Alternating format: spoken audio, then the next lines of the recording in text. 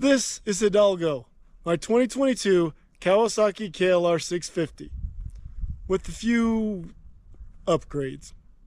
Amazon special skid plate, dirt racks, crash bars, 3D cycle windshield risers, Atlas throttle lock, sheepskin off of Amazon, seat concept saddle, SW Motec foot pegs. They're mounted to the Tusk hard mount kit, Tusk pannier racks, Motaz Adventure GPS tires, front and rear.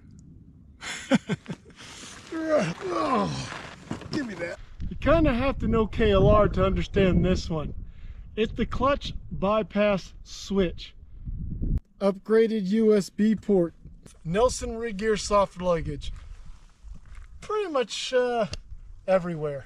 And I plan on doing a few more mods here and there. Saddle up.